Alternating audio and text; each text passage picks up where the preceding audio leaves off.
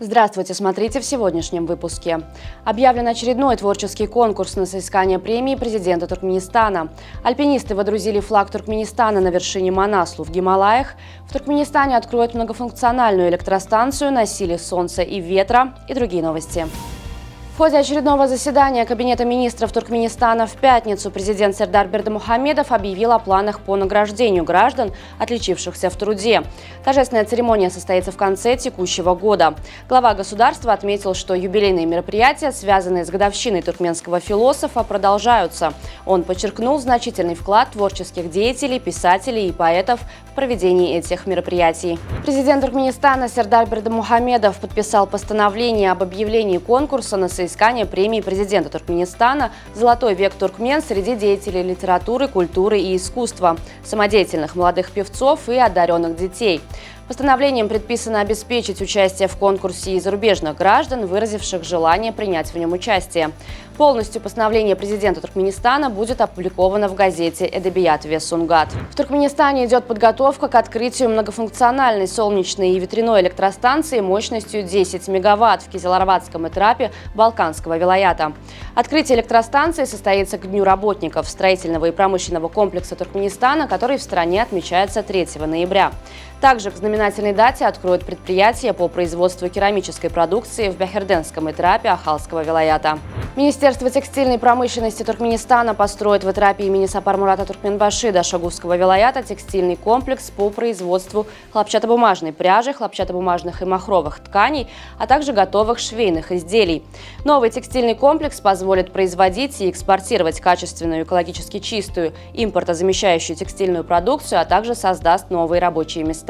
В ноябре-декабре 2024 года в Туркменистане состоятся 3 крупные международные научно-практические конференции с участием ученых и студентов из 14 стран.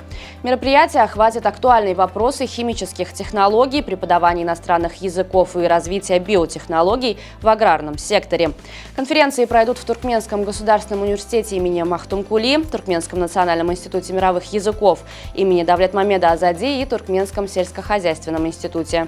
Делегация Государственного музея изобразительных искусств имени Пушкина прибыла в Ашхабад для обсуждения сотрудничества и возможных выставок. Одна из интересных тем для сотрудничества – бактрийская культура. К концу 80-х годов в Мервском оазисе на юго-востоке Туркменистана Виктор Сарианиди открыл более 200 поселений, центром которых являлся Гонур-ДП. Эти раскопки свидетельствовали о существовании ранее неизвестного центра цивилизации Древнего Востока – бактрийско-маргианской археологической культуры, относящейся к эпохе бронзы в Средней Азии. В американском штате Юта необычный проект благоустройства привлек внимание общественности. Креативный рисунок 11-летней местной жительницы Расили Олсен лег в основу проекта реконструкции детской игровой зоны. Инициатива получила развитие после того, как мать девочки представила эскиз дочери городской администрации, где уже планировали модернизацию детской площадки. Городские власти были впечатлены творческим подходом юной художницы и решили воплотить ее идеи в реальность. Компания Robot Era из Китая достигла впечатляющих результатов в разработке двуногого робота. Их последняя разработка, гуманоид Star One, продемонстрировал выдающиеся беговые способности на пересеченной местности. В ходе испытаний в пустыне Гоби робот, обутый в специальные кроссовки, достиг скорости 3,6 метров в секунду, поддерживая ее на протяжении 34 минут. Примечательно, что наличие беговой обуви значительно улучшило показатели Star One по сравнению с тестами без обуви.